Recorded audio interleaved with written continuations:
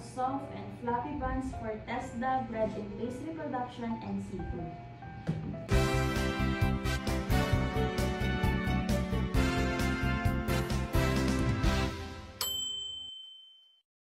Mahalagang alam natin ang tamang procedure, measurement, at syempre ang food safety practices. So, simulan na natin.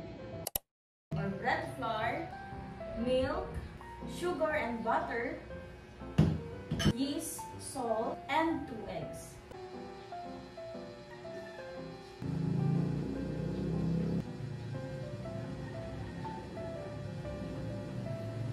Unahin natin ang dry ingredients.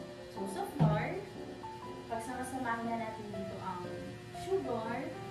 Knead natin siya for like about 10 to 15 minutes hanggang sa maging smooth and elastic ang dough.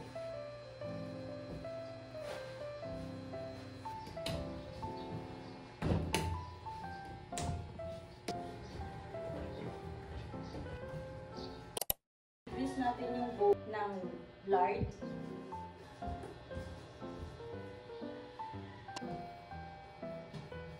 Ilagay natin sa grease bowl. Tapos, i-cover natin ng green cloth or cling wrap.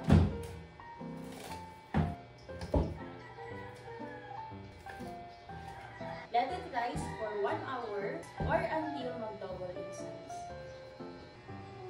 So, para mabilis siya umalsa, ilagay natin siya.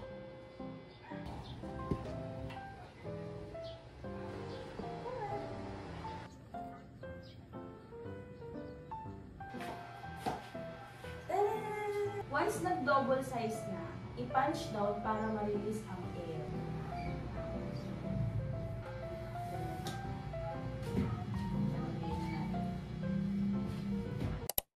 Divide the dough into equal portions, usually 45 to 50 grams each for the test assessment. So, meron tayo dito weighing scale.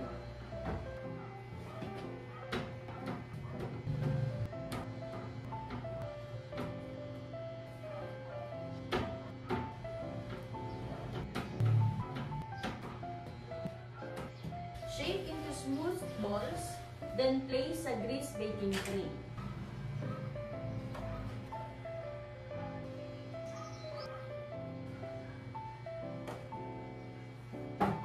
Meron pala ako dito pang ensaymada.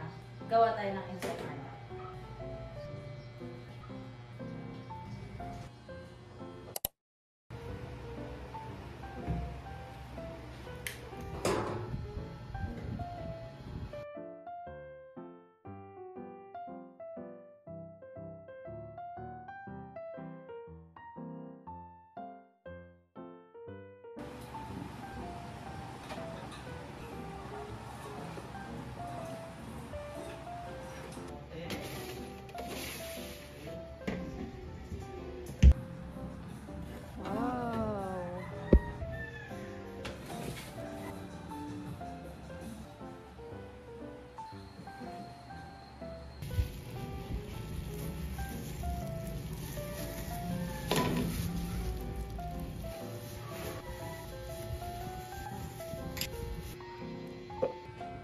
Okay, hayaan lang natin siyang lumamig ng konti. Very soft and fluffy. Okay. At eto na guys, ang ating basic buns recipe for TESDA. Salamat sa panonood at good luck sa atin!